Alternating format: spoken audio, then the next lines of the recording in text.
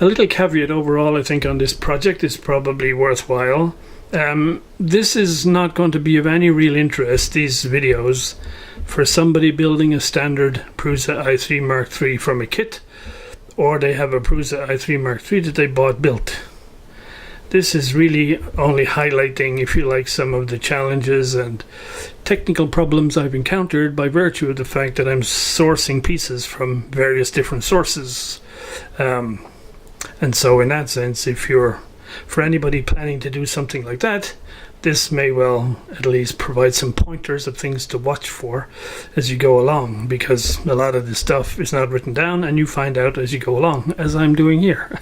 So if you're not doing this as a DIY thing, then it's probably going to be a waste of your time watching these videos, so I would probably skip them if I were you. Right, caveat over, on with the work. Hey guys, a quick update on the power supply. So I made a shroud or an apron to go around the bottom of it, and I've marked out the hole for the AC in and the on-off switch. I won't cut them out. I have the switch, but I don't have the AC inlet. I'll wait till that arrives and just make sure there are no other gotchas I haven't thought about before I commit finally to cutting this lot out. I didn't video it because I don't really have any sheet metal equipment, and so it was a case of a lot of bending and hammering and expletives to get it done. And so that's the power supply update. We're almost there with that. And some 3mm rod arrived today, so I can hopefully resolve that little problem in the filament feeder and the extruder. Okay, there we go. It goes from the very outer surface here all the way to the very outer surface on the other side. So at least I don't have to worry about this little shaft falling out. So wiring up this power supply, I'm trying to organize it so that I can take this apron or this shroud thing off if I need to in the future, and ideally I wanted to do it without having to do any desoldering, so almost made it. So I put some spade connectors on the input.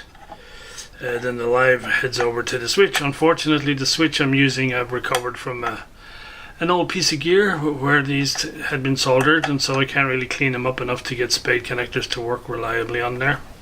So I'm going to have to solder to these guys. So it does mean that one wire will need to be desoldered if I want to take this apron off in the future. But hey, that ain't so bad. So finally, power supply bolted in and powered up.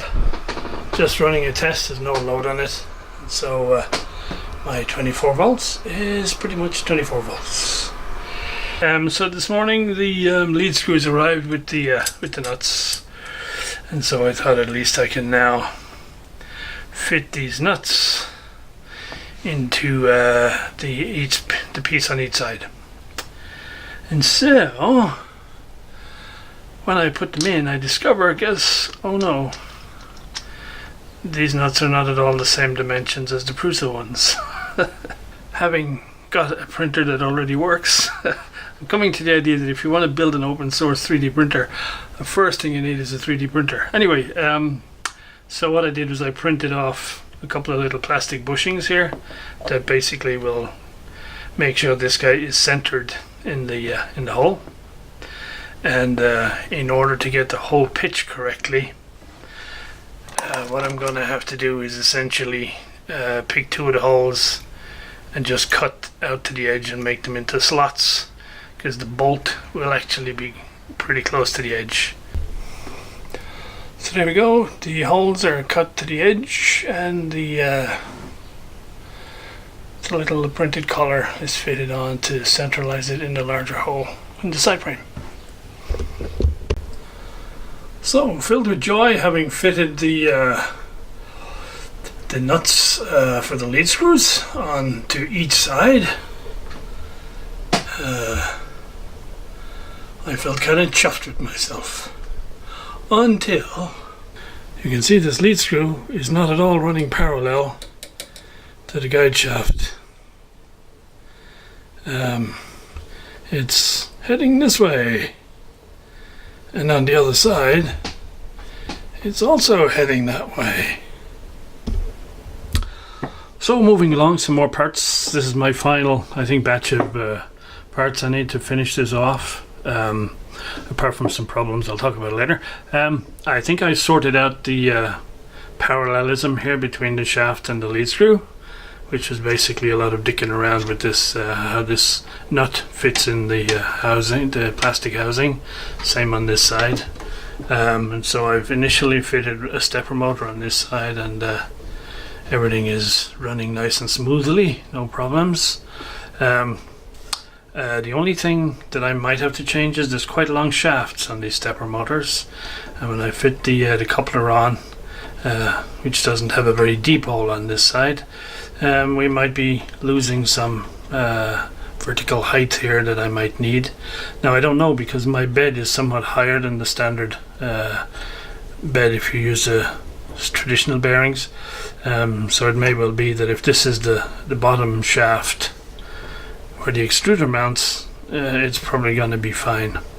But I'll do some measuring on the Mark II upstairs and just check that before I go getting the grinder out and chopping off the shafts of these motors. The only other thing we'll need to do, which you'd kind of expect when you're doing a DIY project, is the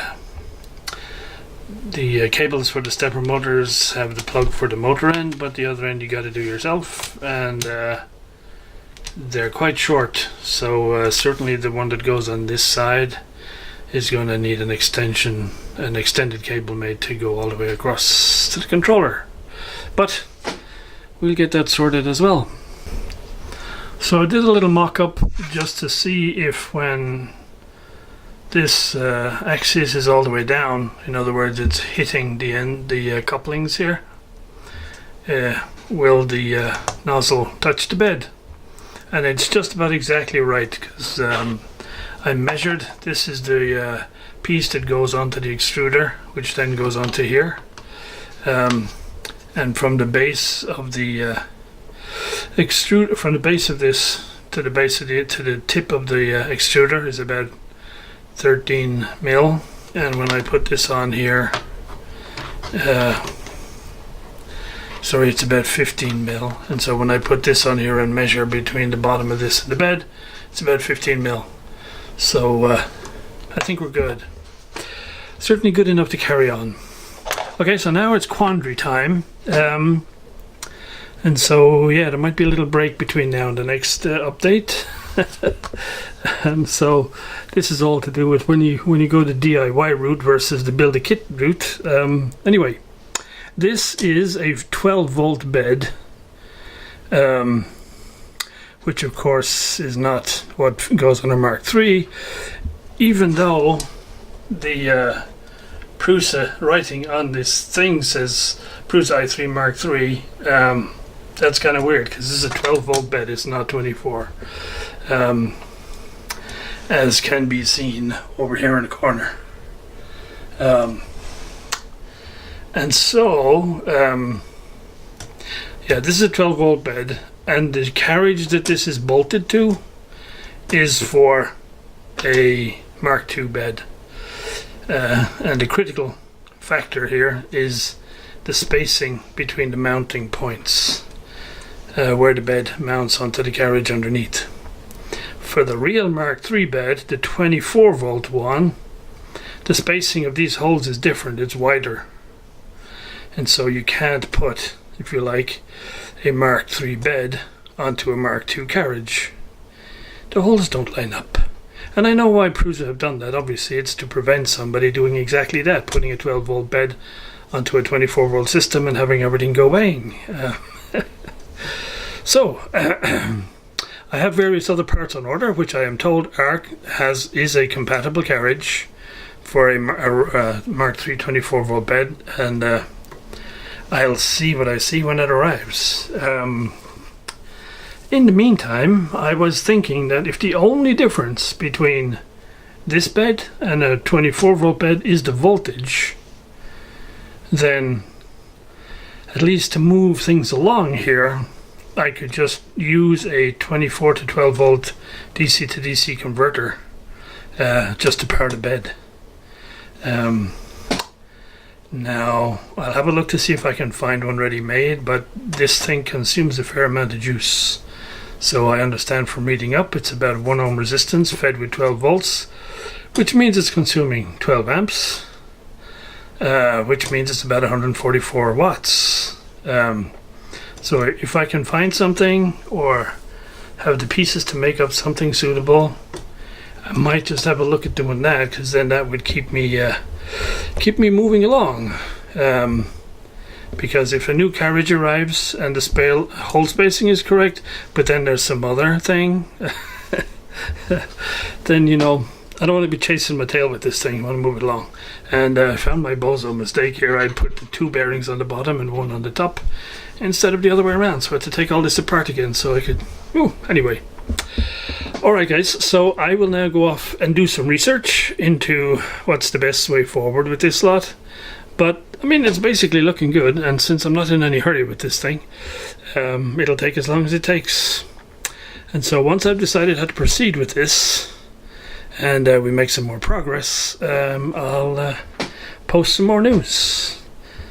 So, more to come a little bit later on, I hope.